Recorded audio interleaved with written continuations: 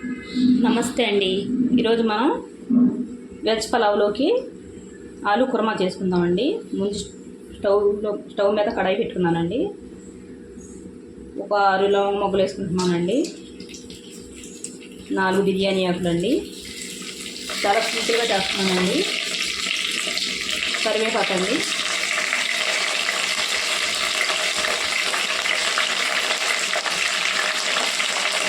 ఉల్లిపాయలండి,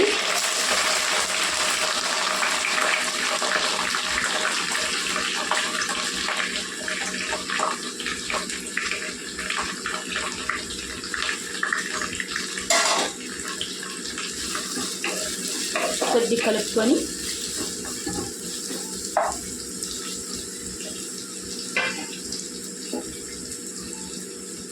ఒక 1/2 కేజీ బంగాళదుంపలండి, ఒక క్యారెట్ అండి చిన్నది, ఇవన్నీ వేసేసుకోవాలండి. పచ్చియనండి బంగాళదుంపలు, ఉడిగిపోతాయండి మెత్తగాని.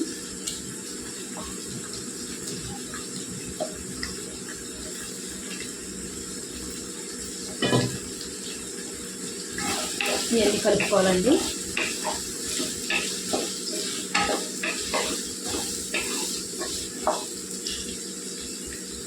ఉప్పు పసుపు వేసేసుకోవాలండి. ముందు వేసుకుంటే బాగా మగ్గుతాయండి బంగాళదుంపలు, ఉల్లిపాయలన్నీ. చాలా టేస్టీగా ఉంటుందండి వెజ్ పలావ్లోకి.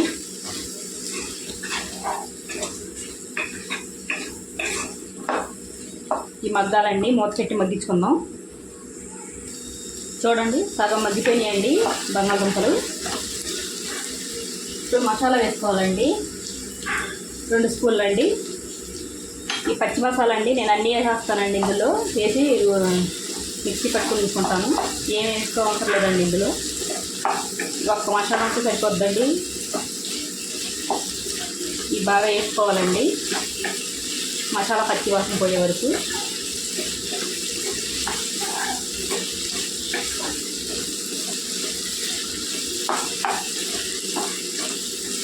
మూత పెట్టి కొద్ది మగ్గనిద్దామండి. చూడండి మసాలా వేగిపోయిందండి. ఇప్పుడు ఒక టమాటా మిక్సీలో వేసి పేస్ట్ చేస్తున్నానండి. కొద్దిగా ఒక టమాటా వేసుకోవాలండి.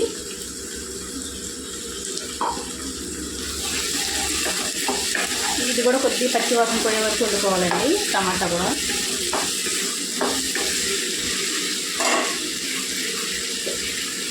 మూడు పచ్చిమిర్చి వేసుకోవాలండి.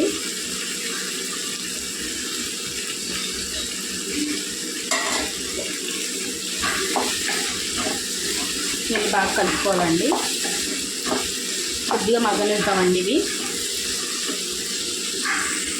చూడండి ఇవన్నీ ఎగిపోయినాయండి. కారం వేసుకోవాలండి, తగినంత వేసుకోవాలండి.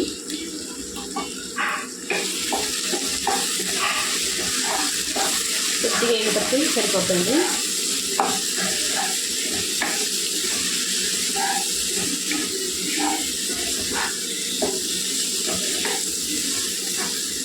కారం పచ్చివాసన పోయే వరకు వేగితే సరిపోతుంది.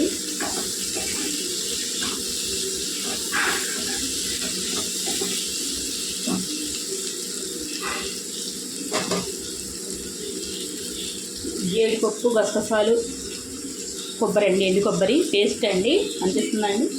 ఇది వేసుకోవాలండి. ఇది వేసుకుంటే కమ్మదనం వస్తుందండి.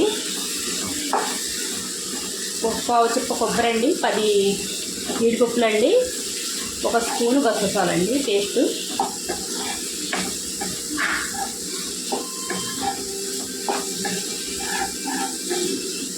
కొద్దిగా యాగనిద్దామండి. చూడండి ఎగిపోయినాయండి.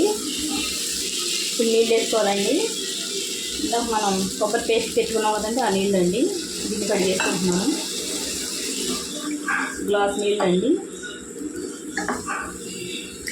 ఇంకా పడతాయండి నీళ్ళు. ఇంకో గ్లాస్ వేసుకోవాలి. నేను వేసుకుంటానండి ఇంకో గ్లాసు.